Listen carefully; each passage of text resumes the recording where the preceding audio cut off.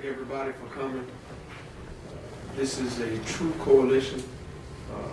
I have people to my left and to my right that I consider mentors and pioneers in the movement. And we also have a very, very young sister who I consider my daughter in the movement. We'll be speaking about House Bill 512. For those of you that don't know what that bill is, it's a gun expansion, is the way I would term it, which allows gun owners to have concealed weapons inside of schools, churches, and bars. Now, we have a number of people that are going to speak, as I stated before, so I'll be real brief, and I'll announce each speaker as they come up. Schools, churches, and bars. I mean, when I saw this legislation, I really thought this cannot be real. Not to mention the climate that this country is in. We've had mass shootings here in the state of Georgia. We've had shootings at churches. We've had shootings at college campuses. We only really hear about the ones that happened in Georgia Tech. We don't hear much about the robberies and shootings at the AU Center. And the reason I'm bringing this up, because I guess that's what the basis to pass this legislation with a vote of 117 to 56, if I'm not mistaken, in the House. That overwhelming number is ridiculous. But to speak on the areas real quick, because I know others are going to touch on the schools and also on the churches. I just want to touch real briefly on the bars. How in the world can you allow legislation to permit someone to have a firearm on their person while they're consuming alcohol? I mean, you have a mind-altering substance, and you are permitting that individual to carry the use of deadly force. I'll say this, talking to a number of business owners, they don't want more guns in their bars. Talking to a number of pastors, they don't want more guns or guns in their churches. Talking to a number of college presidents, they don't want more firearms on their campus. So who is this bill really for? I mean, the main people that passed legislation that didn't include that you could take your weapon into the state capitol, if they're so concerned on carrying weapons in places, why not at their place of business? It goes without saying that this coalition stands in unity in opposition of this bill. We are urging every member of the Senate to vote no on this legislation. You don't solve violence by adding more weapons. Plain and simple. I'll pause for this moment, and I will now bring up the National Director of Youth Move of National Action Network. We felt it was extremely important that you not only hear from adults, but you hear from young adults. She is a sister that is in training, and I know she has an awesome message, so we would love to hear the young people's perspective on this terrible piece of legislation. Well, Mr. Coleman, in order for there to be peace, we have to be the peace. I mean, it really does sadden me to stand here today and talk about these issues when a friend of mine has to bury his 17-year-old cousin because he was shot walking home in Knoxville. Or when a 6-month-old baby is killed in the car with their father. You know, we seem to be apathetic to the fact that our children are dying. And I'm crying here today to you all because, you know, communities are on the brink of destruction. And more blood and tears will be shed, and mothers will be told that their babies were taken away due to gun violence. I don't know about you all, but I'm tired. Tired of more victims than answers. Tired of more funerals than graduations. Tired of more guns on the streets than we do have children. And even worse, guns on the streets in the hands of children. You know, we need to be more proactive instead of reactive, because us being reactive has failed my generation, and I don't think that people understand that. You know, and I listened to what Marcus was just saying, you know, who are these guns really for? You know, it makes me wonder as a young person, who are these guns really for? You know, guns and bars, guns on college campuses, that's more African American. And people think, you know, I don't want to make it a race issue, but sadly it is a race issue. And I think that it needs to be brought to the attention that we are tired of our young people dying, and we are tired of mothers getting on the news, holding press conferences, talking about the children that they have lost. And we would think that Sandy Hook was a clear example of this, but we will continue to fight against that law and bill, and we will, as National Action Network, will do our very best. You know, it goes without saying, I guess they're trying to turn this country back into like the Wild Wild West. I don't know what piece of legislation is next. Maybe conflict disputes between two individuals. You stand with your backs and take 10 paces and turn and draw. I mean, that seems to be what we're headed towards. But I want to hear from somebody now who actually could probably speak on that piece of legislation for actually being a member of the House. And more than just that, a mentor to me, and just a really serious sister in the movement. She needs no introduction, but we're going to hear from Ms. Abel Mabel Thomas at this point in time. Thank you, and I'd like to say peace and love to all of you, and thank the members of the National Action Network for inviting me here. As you know, Marcus, you stated that this was a legislation probably called gun expansion. And then I'm going to add another name, Guns Gone Wild. Guns Gone Wild. And we were very surprised at the vote. We were very surprised at the vote. We could not believe, after all that had gone on nationally and locally, that we would be in a situation where that many people would vote for such a bill. This bill is a combination of several bills. In other words, it was probably more than 5 bills probably that had been dropped around dealing with guns, and this was a bill that they called themselves combining. So they combined all the different bills together and came up with this bill, and it was not a good bill. And obviously, you know, with the college campus piece, even the chancellor of the system, Regents, they basically, even Mr. Huckabee was saying that he was against being able to have guns on college campuses. Also, there was a movement with the president of Kennesaw College, where he had a petition and actually had university presidents throughout the country that signed on saying that they did not want it. I know for sure the area I represent in Morehouse SGA came down, members of them came down to testify against it. So clearly there was no mandate from the community saying that you need it on campus. It's just what they want to do. And when you think about bars, you know that's very volatile. But also think about churches. You don't even want to think about church is supposed to be a place of worship, of peace, of love, of joy, you know, forgiveness, and the person next to you has a gun in their pocket, you know. So it's really out of order. So I do ask that the members of the Senate try to do a better job than we were able to do to stop this thing, because really I think it is gone wild. I think that the fear that has been created in this country, where people are trying to act like somebody's going to take their gun, has actually made people go crazy in terms of going and buying guns and buying all the ammunition. You almost can't even find ammunition because people are so afraid of a race war. And that's really what it is. They think it's going to be a race war. And it's really, you know, and it don't have to be that way. It doesn't have to be that way because as they say, can't we all get along? Well, the way we're going to get along is you have to give some economic justice. You have to have economic justice. You have to make sure there's jobs, high-paying wage jobs, so people can make a decent living. You have to make sure that we have a level of affordable housing. You have to make sure that people have good transportation, that they can move around to jobs as well as move around to have the necessities that they need.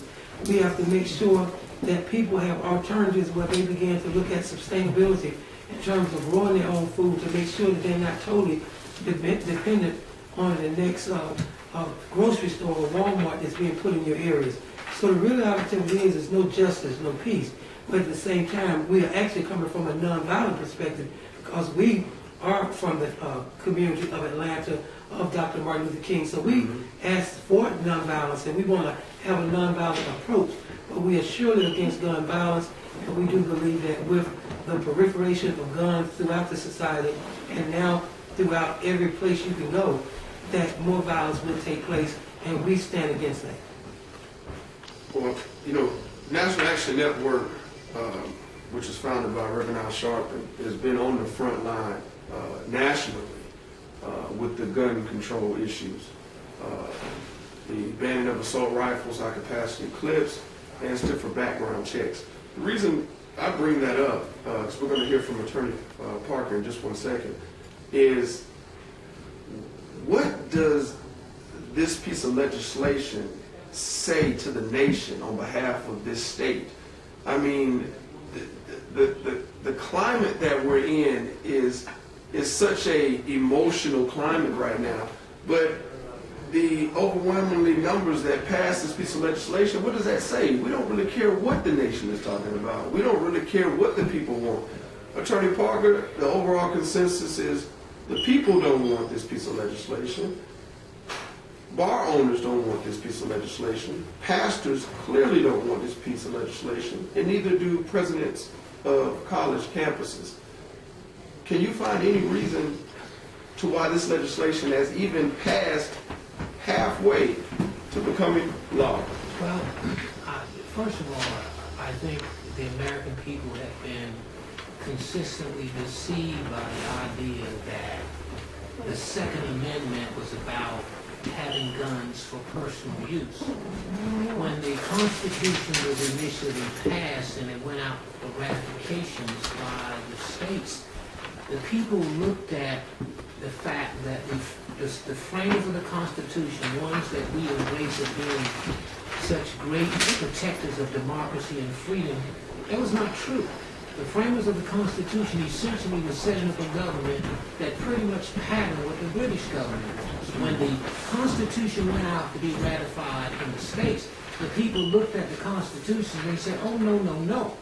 They don't guarantee me the freedom of speech. They don't guarantee me the right of religion. They don't guarantee me the right to have a firearm. The notion of the Second Amendment was that it was to give the people collectively the protection of being able to fight a government that operated on tyranny principles. It was not about individual persons in personal and private gun ownership.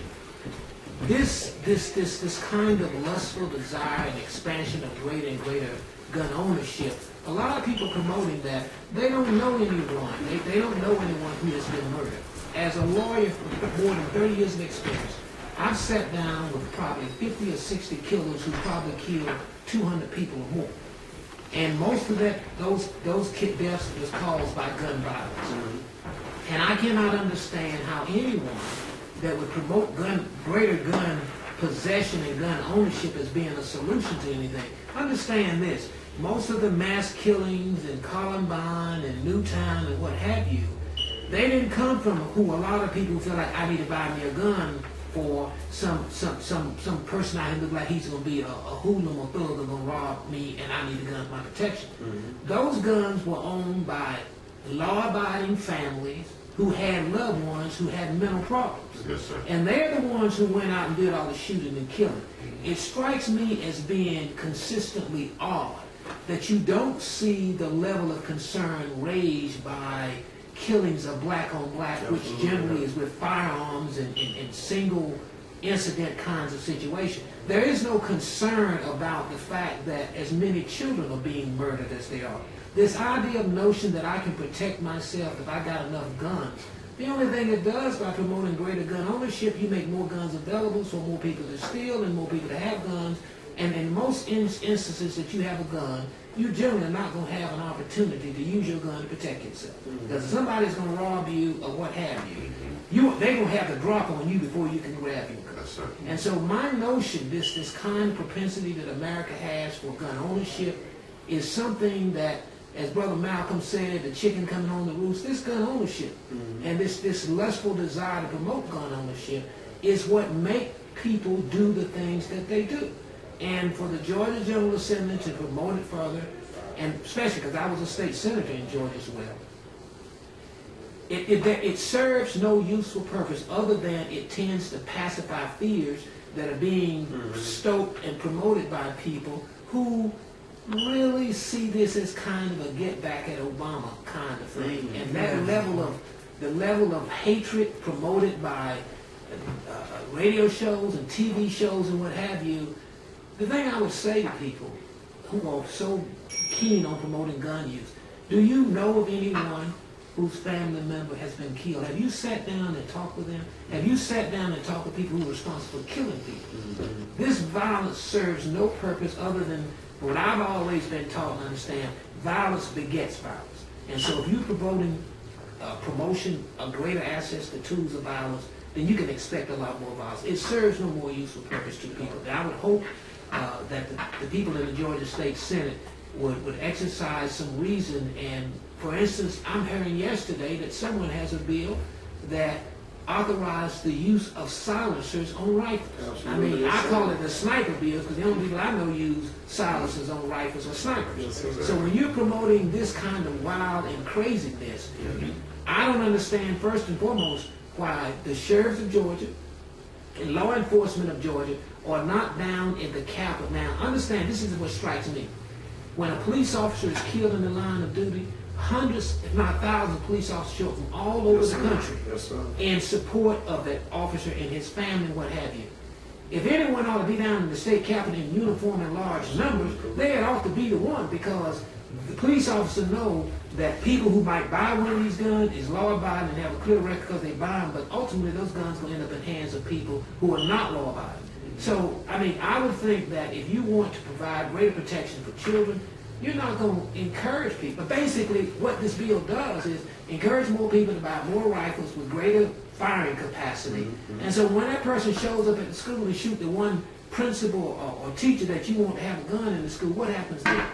I mean, it's sick, and it's not going to get any better by promoting this. But I would certainly say this to every African American, especially in the Atlanta metro area where we are today.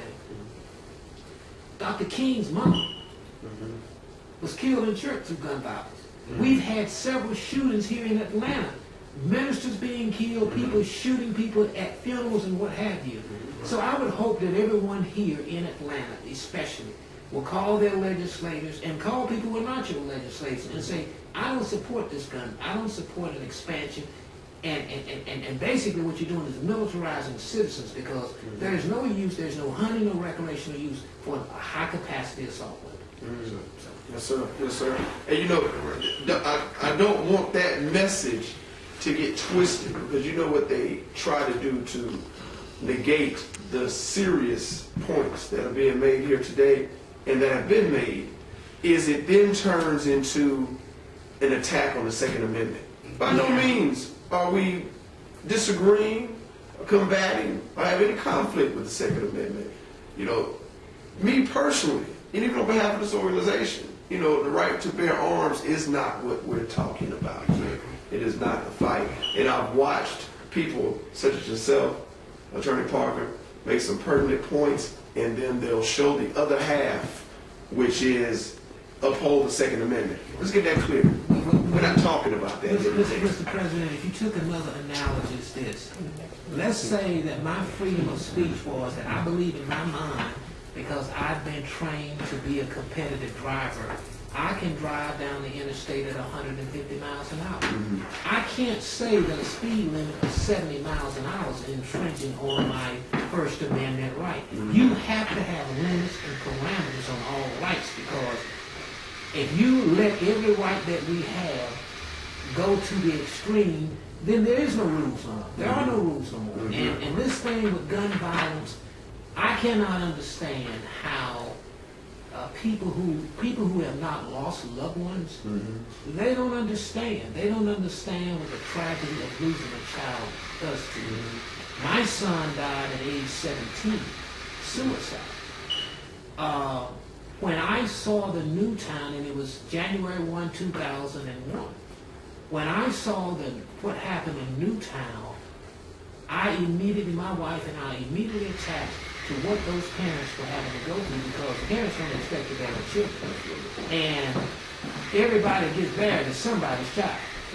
And a lot of those folks' parents are still living. So my thing of it is the people everywhere. Whether you believe somebody's going to listen to you or not, that's not the call. What you do is you express to them, call these other legislators who are not in your district and just tell them, you know, this gun violence thing is something that's deeply troubling to me, and I don't think we need to be doing anything to encourage more people to buy more guns. And that's the thing that all of us can do, and all of us are at stake in it, because as I tell young people all the time, and I tell families especially, you may not be worried about your child being a perpetrator of a violent act, but you best worry about your child being a victim of a violent act. And so everyone has something at stake in this, whether you are a gun owner, believe in gun ownership, oppose the gun ownership, or what have you. Your child stands the risk to become a victim as much as they stand the risk to become a perpetrator. And the greater society looks at our children, African American children of color, poor children, as basically being the primary perpetrators of violence. But when you consider the fact that most of those people, like in the African American community being killed, they're being killed by other people of color, they're being killed by young people of color.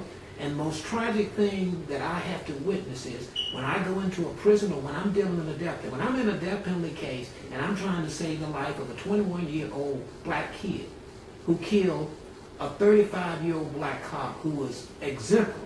When I'm looking at that and dealing with those situations, gun violence, if gun violence is at the base of that, it is a no-win situation for anyone. Yes, and we have a task to do to reduce the level of gun violence in our community. And I don't think an official body enhancing the greater level of gun violence is going to do anything to serve anyone.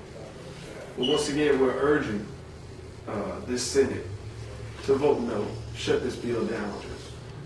Right now, we'll hear from the state conference chair of the Political Action Committee, the NAACP, Mr. Quincy Harris. I say good morning.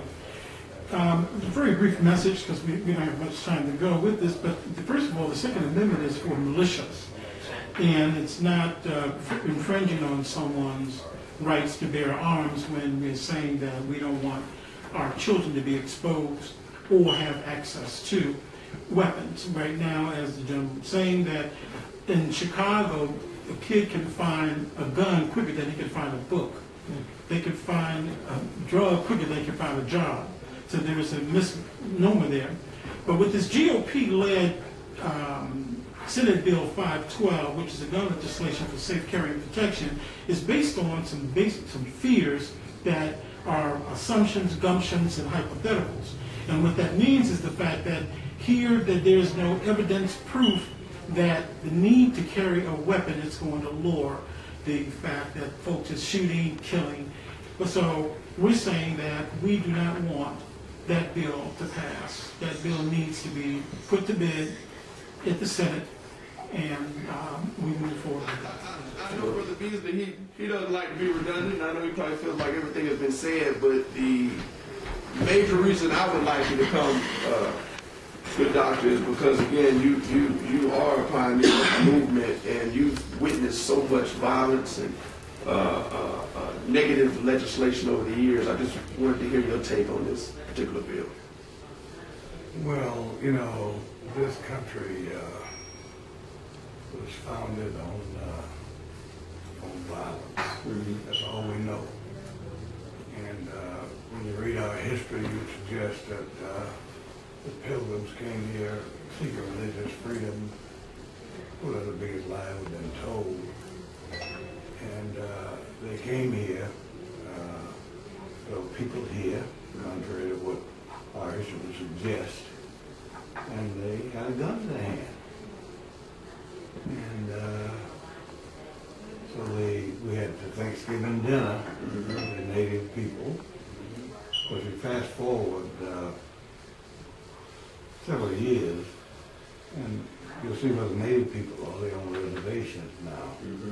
You got fort and you got guns and so forth. So, yeah, it's such an oxymoron to suggest and be horrified when individuals resort to violence and force to solve problems, when as a nation, that's how we solve problems. You do what the hell I tell you to do, otherwise, you know, your history. Well, you know, to close out, I mean, Brother Beasley, your words, I can imagine, or I can only imagine, with coming as far as you have and things that you have seen, I can imagine how it angers you when you have pieces of legislation like this or injustices that take place to really question that how far, have we come. Now, I know I reap the benefits of the struggle that was put in by yourself and many others, but we are reminded constantly that we're in Georgia, and Georgia is one of the most redneck Republican states. And again, to pass this kind of legislation in the House, and it only has to pass the Senate, is not only alarming, but it's troubling. So we are once again encouraging everyone, flood the phone lines of your local senators and urge them, demand them to vote no. It does not make sense to expand concealed gun carry into schools, into our churches, and into our bars. Take quick closeouts from anybody. Let me say this, is that several of us folks here are old warriors, and y'all are the young and new warriors. And what we can tell you is this, that we understand that the people on the other side practically always going to have more resources, more everything. But I think Brother Beasley and all these brothers here, older brothers here, can tell you, we've learned that in this struggle, that it's not about winning or losing individual battles. It is about the will to continue to struggle on. Because the struggles that we realize today are nothing compared to what our great-grandparents had to deal with. And I am personally encouraged and inspired that, see, I don't automatically look at these things like this bill as being an all-bad proposition. Why I don't look at it as being an all-bad proposition? Because it inspires, it encourages, and it motivates young people like y'all to move to action. And that's what we need, is younger people moving to action. Right. And so I just want you to know that my own personal state of mind is that I am encouraged to see young people to step out and stand up. And I would encourage this organization, like I've talked to the Black Caucus, is that we got to make use of the resources that we have. Fortunately, you're close to the Atlanta University Center. We don't make nowhere near as much utilization and take as much benefit as we can from these college universities.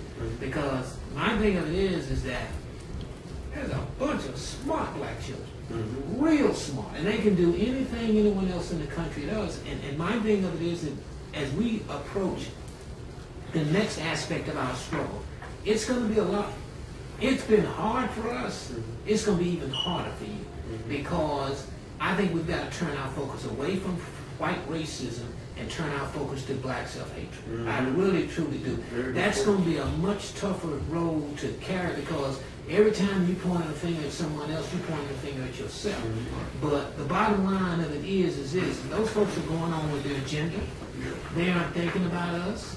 They don't talk about the Klan so much anymore, because we replaced the Klan. They don't need white people killing black folk. We kill up each other. So those factors of violence in our own community. Now, while we're dealing with the expansion of violence and more guns and what have you, we've got to take a stronger and more definitive role in our community to teach our people to have greater respect for black life, because the basic value that exists. I remember working, I'll never forget, working in this tobacco field in North Carolina. We kept telling this man's son to bring us some water.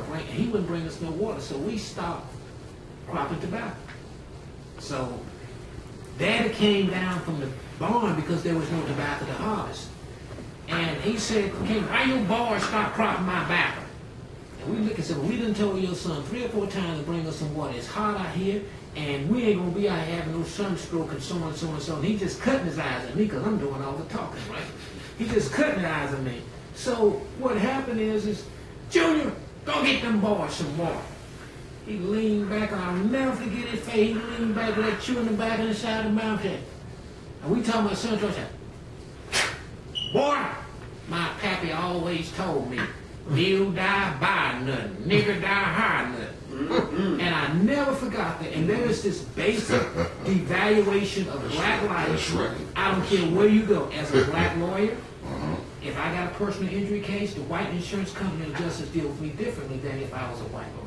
If I go in there and on a jury gonna deal with me different than if I was white. Even black folks on a jury that's predominantly white gonna deal with you differently than they would if it's a white person or whatever. But that self-hatred that we have been taught, that is the basic source of our struggle, man. And it's gonna be the toughest thing that we got to overcome the fact of that. Like Marcus said before, we're not saying, take away guns, but we are demanding stricter gun laws because it's crazy to know that people mentally unstable are allowed to have guns. And I look at the Sweden gun laws and the Japan gun laws. They don't have as many deaths as we do here in the United States, and so I hope that we look at their gun laws and demand stricter gun laws. And that's pretty much it. Absolutely. Mule die by another. Nigga die high another. My goodness. Please contact National Action Network. You can reach the Southeastern Regional Headquarters at 678-732-0405, or you can visit the national website at www.nationalactionnetwork.net. And remember, contact your local senators and have them vote no on this bill. Thank you.